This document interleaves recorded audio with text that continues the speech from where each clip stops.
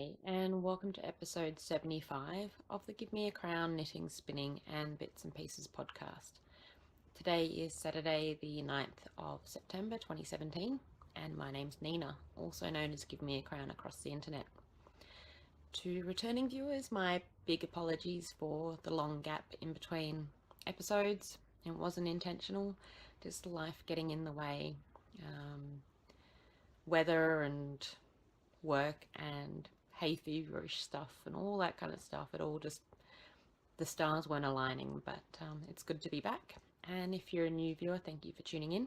I hope you enjoy the show. I don't have any spinning to show you this week. I have been pondering why my spinning has sort of died off again over winter, and I think it's because it's just been so silly cold out here. In the evenings I just want to sit under the blankets and knit, so I haven't been sitting up by my spinning wheel, but hopefully I'll be able to get some spinning happening again soon. But I do have a bunch of knitting to show you, and I also have some acquisitions and some chatter at the end. We have a Ravelry group, which you can find in the groups tab on Ravelry by searching for Give Me a Crown. So if you want to come along and chatter, then feel free to pop by. Before I get into the things that I've been working on, I just want to say a big thank you to everyone who has purchased my vanilla flip mitts pattern that was released after the last episode. I was blown away by the response and so excited that people were interested in the pattern. I had a few reports of people being unable to pay, and the rooster's going off again.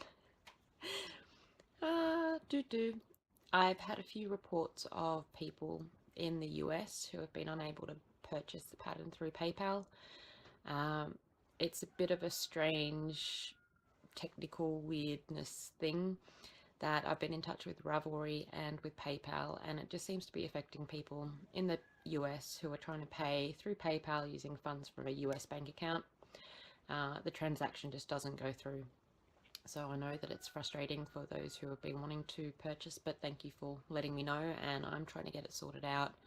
I'm not the only pattern seller on Ravelry who's affected by it, but PayPal seem to be dragging their heels in trying to figure out how to fix it. But the short-term solution is to transfer some funds into your PayPal account so you can use the PayPal balance, or to use a credit card through PayPal. They seem to be working, and I don't know if it's affecting everyone in the US who's using a bank account to pay, but hopefully it can get fixed up soon. So on with the knitting. My first finished object is a new shawl, and it's this. So this is my slide on by shawl, and this is my new pattern that will be released in just a few days. And once I get it arranged, there we go, that's good enough. This was knit with some Dingo Dye Works yarn.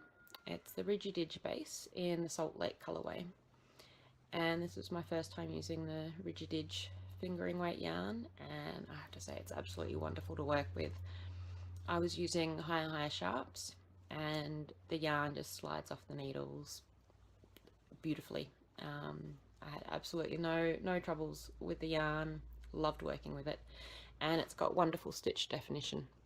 And you can see all the stripes in there beautifully, and all the stitches, stockinette stitches, look amazing, and absolutely loved working with the yarn. And it drapes really nicely, so, and it's warm and cozy and soft and everything that you want from a shawl yarn. So I'm definitely going to be knitting more shawls out of Rigid Edge. This shawl is something that I have been working on for a few years. I think people who have been watching the podcast for a while will have seen a couple of iterations of it, and I finally knuckled down and managed to get it written up. It's a bit of a quirky pattern. It takes a bit of concentration at the start, and then it starts to flow, and the testers who are currently knitting it have said the same thing, that they found it very intuitive. and they found it very pleasurable to knit. So I'm very, very glad to see that and hear that. It's something that's very customizable.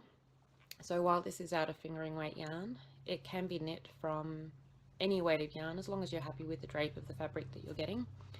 I've designed it for a one skein project, but it can be sort of continued on and made larger. And the way that I've written the pattern, it ends before you run out of yarn.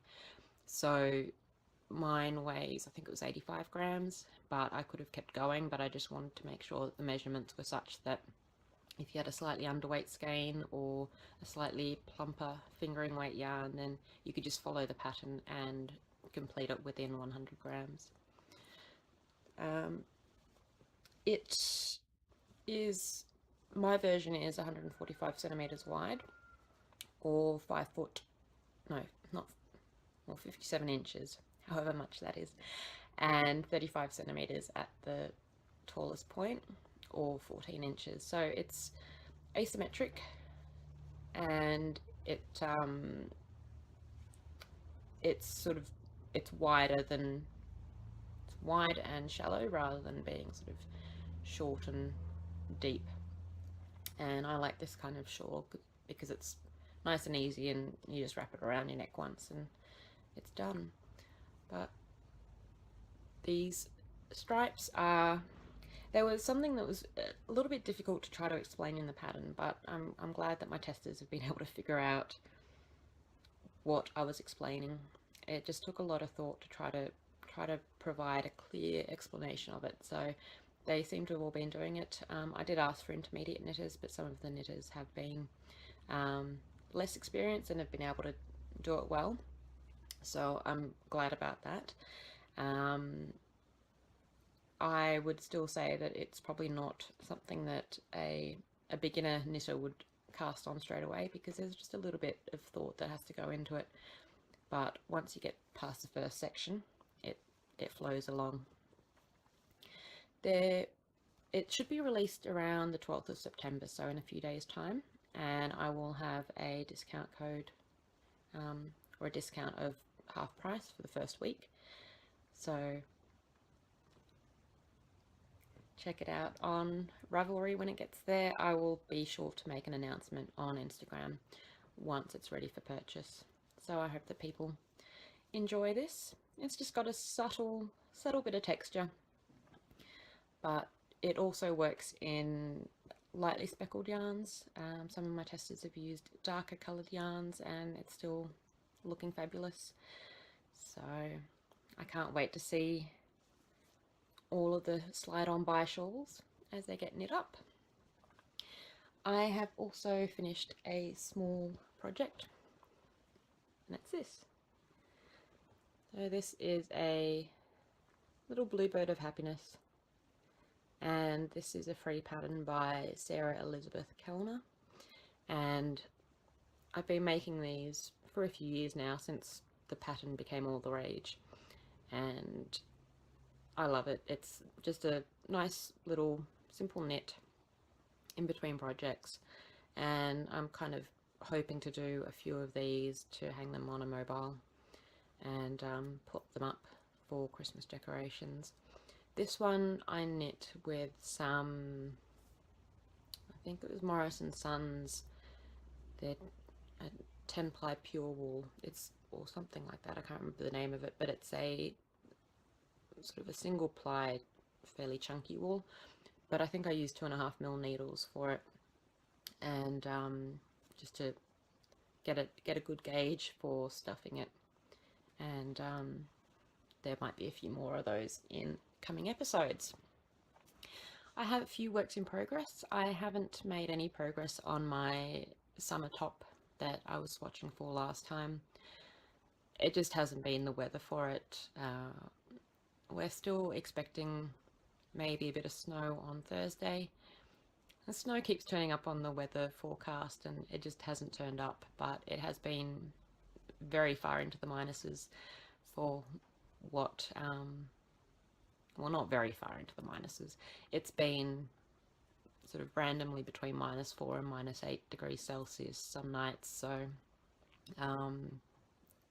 having lived in Sydney for a very long time where it doesn't get into the minuses, it just seems a bit extreme. But there is snow on the forecast for Thursday, so we'll see if that turns up. It would be nice to see a little bit of snow before the winter finishes up properly and we get into spring. What I have been working on is some blueberry waffle socks. So this yarn is from Cola Girl Collective, and it is the Drover sock, which is a 75% superwash wool, 25% nylon in the Sully colorway, and then the heel is some leftover Miss Click Clack that I had, and I can't remember, I think it was a one of a kind purple colorway. This Drover sock base is a sturdy sock base. I'm not sure if this hasn't been washed yet, so I'm not sure if it's going to soften up with washing, but it's a high twist and it has a sort of a strength to it. And at first when I cast on these socks, the intention was just to knit some socks for my mum. I'd bought this yarn specifically for a present for my mum at some point, and so these are going to be Christmas socks. And I first cast on with a 1x1 rib, and I just wasn't happy with my stitch definition. I was using 2.25mm high sharps, which I often use for socks, and the stitches just weren't looking good. So I'm not sure if that was the high twist in the yarn or whether I just wasn't in the mood for doing rib. But the next night I ripped it out and started a 2x2 rib, and it's looking much neater. I'm much happier with it. I then noticed that there was sort of diagonal stripe sort of effect going on. So I looked at a few patterns to see what I could do to try to minimize the striping. And I asked on Instagram, and I think the consensus was it's gonna stripe or pull, and I decided to try out this blueberry waffle pattern just to see if I could get the stripes rather than the pulling, and thankfully it worked. I'm not a fan of pooling where the colour just sort of sits in one block, so at the top here it's sort of all in one section, but it might be that I was just knitting a little bit tighter at the start, a little bit looser perhaps, not too sure, but anyway, because then it started to swell. So I did put a lifeline in after the cuff, and just sort of thought I'd try it out and see what happened, and it did start to spiral along, and I figured my mum's going to enjoy the spirals, so I kept on going. I sort of knit through the blueberry waffle pattern, which is a free pattern by, let me just check my notes, it's a free pattern by Sandy Turner, and I only used the 4-row repeat of the blueberry waffle pattern, so the cuff, heel and toe, I'm not sure what the pattern actually says for those. I just sort of went off on my own tangent with those, but I used the blueberry waffle for the leg. I then put in a placeholder yarn for my afterthought heel, or forethought afterthought, I guess it is, because I'm thinking about it before I start it. And then I continued on, and again at this point I wasn't sure whether to go for a stockinette bottom, whether that would affect how much spiraling I was getting, whether it would sort of become more variegated at the foot, but the spirals kept on going. And then I did a standard toe that I like to do. I then went through and picked up the stitches for the afterthought heel and popped in the heel. I asked on Instagram for what colour I should try, and a lot of people said that I should use the dark purple, so that's what I've gone with. So the pattern itself, I thought that I might get a little bit annoyed at all the purling, but I haven't. And in my little snap bag I have the second sock, which is going along very well so far. So I'm almost finished with the leg, and the spiraling continues, and then I'm going to pop in the waste yarn for the afterthought heel and then continue on. So I think by the next time that I podcast, I will have a pair of socks finished. I want to get these done so that I've got some other Christmas knitting to do, and probably got some other gift knitting that I need to get done as well. But that's how it looks in the cake. So I should have a fair amount of this yarn left over as well at the end, which is good because then I can put it into other things. I think that's all for that project. I have also been working on my sock yarn blanket. So this is my sock yarn blanket, and I've been popping in some squares. So this aquarish one is from Knitalong. This next one with stripes in it is from some of my hand spun that I made with Knitalong fibre. Then I have a Circus Tonic handmade grey colour. I think it was Grey Hawk, which I used for my vanilla flip knits. Then this purple one is from Daydream Yarns, and this rather vibranty, strange coloured one is some yarn that I over dyed a few years ago now, and I can't remember what the original yarn was, but I remember I had some fun with the dye pots, and I stumbled across those yarns recently when I was going through my stash. So I've still got plenty more squares to go, and I don't know, for some reason I've been enjoying working with that. For some future knitting, I'm planning to take part in the Speckle and Pop West Knits Mystery Knit-along. I've been wanting to do a mystery knit-along for a couple of years now. It's been on my to-do list, and I just have had other things to knit, and I'm a little bit scared about putting so much effort into something that I have no idea how it's going to turn out. But I think it's going to be fun.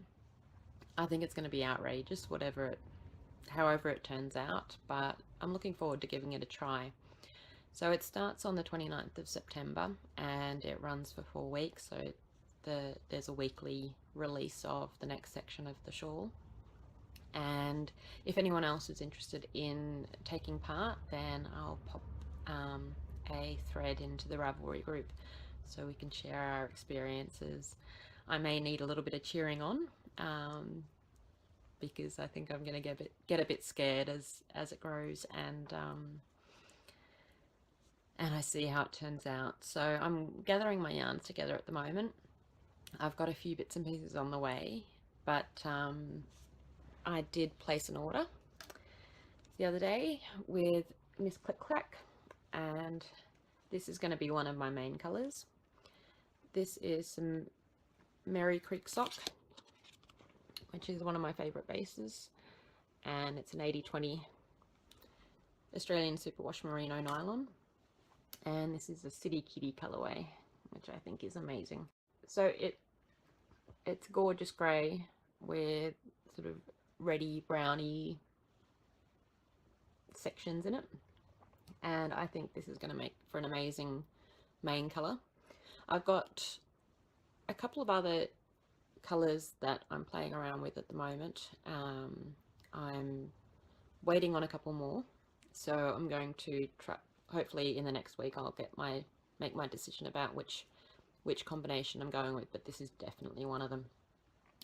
So the suggestion is to have your 3 main colours, that they should have speckles, although you can do solids, and then they go from a dark to a medium to a light. So I'll sort of see what happens, but since seeing this, I'm just like, oh, I'd love to have everything in this colour. I think it looks amazing. So yeah, if you're interested in doing the Stephen West Knitalong, then let me know and I'll set up that thread.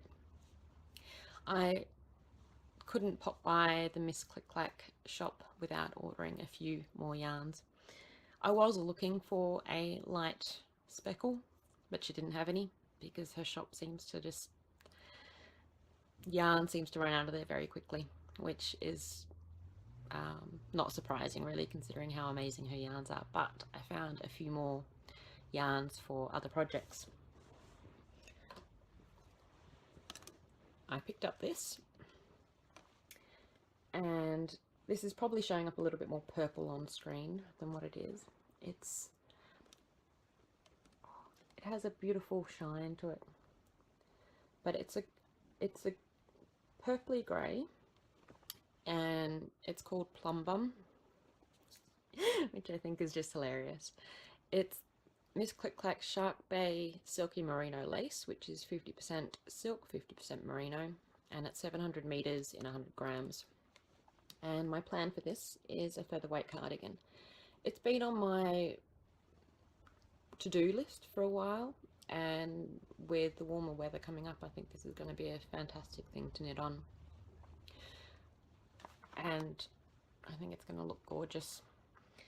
So I've been asking on Instagram for people's experiences with the featherweight, which is a pattern by Hannah Fettig, I believe. Yes. And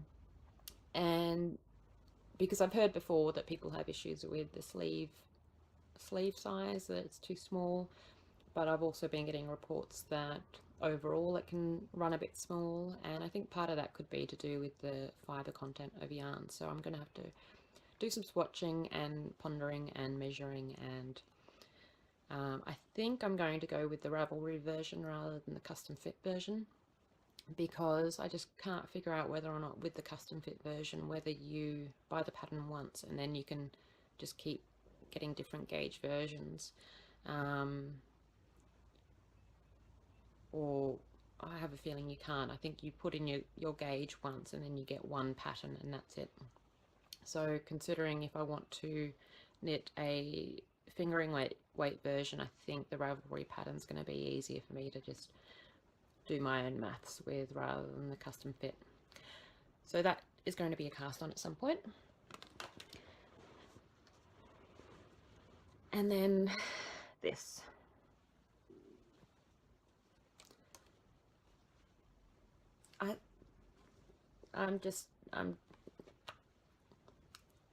I love brown.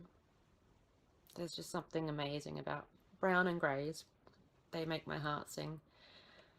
And my goodness, this makes my heart sing. Absolutely gorgeous. And you might be wondering, what am I going to do with one skein? Well, it's not one skein. I got a sweater quantity because it's just too gorgeous to not make a sweater out of it.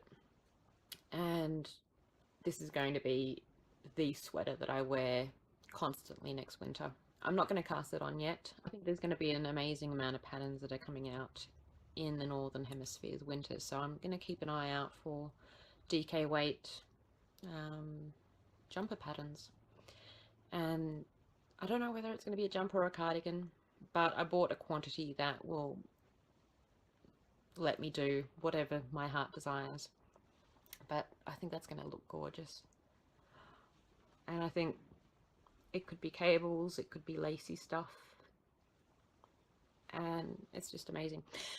I am in love with this yarn. So this is the Livingston Merino.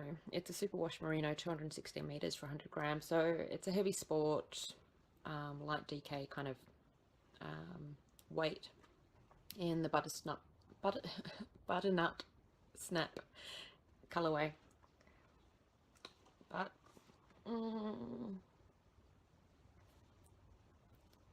it's funny, I've been looking at brown DK weight yarns because I've been knowing that I want a heavier heavier than fingering weight jumper for next year. And a lot of indie dyers don't dye sweater quantities of yarn, so it sort of limits my choices. And also with an investment like this, I want to make sure that I know I'm going to get a good quality product. So there's a few different dyers that I have absolutely no worries with ordering a sweater quantity of yarn, and Miss Click Clack is obviously one of them, because I've got a few different Miss Click Clack garments now, and just seeing this colour made me so happy. Oh, I do want to cast on now, but it's going to wait. I've got other things to do first. So next episode I will have a few more acquisitions. I did go on a bit of a splurge, but yeah, those other ones will be for the Stephen West Mystery Knitalong. So apart from that, just a bit of chatter. My shop has been wonderfully busy on Etsy, which thank you for everyone who's been popping by. The large project bags have been getting snapped up very quickly, and I am working hard to get more in there. But I just wanted to let you know that Australia Post is increasing its shipping rates from the 2nd of October. So unfortunately I have to put my shipping prices up a little bit. Overall, I think it looks like some prices won't be affected at all. Some will go up by $1 or $1.50 Australian. So unfortunately there's not anything I can do about that, because I can't sort of afford to cover that. My other expenses have been going up as well. So I do have to look at my prices in general. I'm not going to do that for the new year, but just a heads up that some prices for the shipping will go up in, I think they have to go up the last day of September so that it's ready for the 2nd of October shipping, and then in the new year some of my other prices may be going up just a little bit, just to cover off some of the costs, because my Etsy fees have gone up with the introduction of GST for internationally provided services. Bookkeeping costs have gone up, internet costs have gone up, because I've been running out of quota for my internet recently. So each month I'm sort of having to ration what I'm doing on the internet, which isn't ideal for an online business. But thankfully I'm getting that sorted out so that I will have unlimited internet access from, I think, mid next week, which is going to be good. And I'm boosting up the speed so that things like uploading YouTube videos hopefully won't take 5 hours and might only take an hour. So that might help me with getting some podcast episodes out. But that's a bit of a ramble that I didn't intend to go into. What else? I have been continuing to try to learn Swedish. I had some good suggestions to check out some Swedish knitting podcasts, but I think that with that sort of casual conversation, my attempts to learn Swedish might not go so well. I haven't tried it yet, but what I did do was I found Bananas in Pajamas on YouTube, dubbed into Swedish. So I have been watching that a little bit, and it's interesting because a lot of the words that I've been learning from the Duolingo app are in there. So it's sort of helping me. At first I slowed down the speed so that I could try to pick up the words, and then I was able to speed it up just watching the same episode over and over again. And then I also found some audio podcasts of books in Swedish, so just sort of trying to listen to those and being able to hear different accents speaking Swedish is sort of, I think, helping me learn the words more. My garden has been neglected because it's been so frosty, but I'm hoping that the weather warms up a little bit and I can start getting some things planted and get some food growing again. I have been capturing some of the change seasons on video, so I'm going to pop in a bit of a video that I've been capturing for, I think it's been about 6 weeks, maybe 8 weeks. So when I've been visiting Cowra, which is half an hour's drive away, I've been stopping at one of the rest stops just outside of town and just taking a bit of footage because there's a canola field, and I've just been watching the way that the canola field has been coming into bloom. I don't know if that's the right word for it, but around here at this time of year, as you drive along, you sort of turn around a corner or go over a hill and suddenly there's this massive yellow. And I knew it from last year, so this year I thought I'd be a bit prepared and get that video happening, and show you how magical that those yellow fields can look. The cherry trees are starting to blossom, but I think everything's feeling a little bit slower this year because the frosts have been so dramatic. So I think in the coming weeks things are going to start getting a lot more colourful. And I think I'm going to wrap it up. But thank you very much for joining me this week. Let me know if you are taking part in the Stephen West Speckle and Pop Mystery Knitalong. I'd love to know if I have some buddies to share the adventure with me. And check out my Instagram or Ravelry to find out when the Slide On By shawl is released in a few days' time.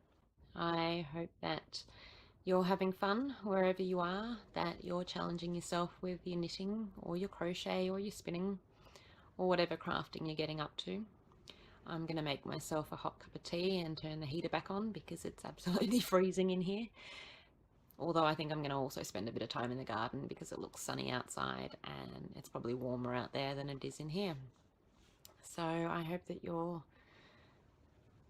crafts are going well, and maybe the yarn fairies are visiting you too, and that you're planning some fun projects. I'll see you soon.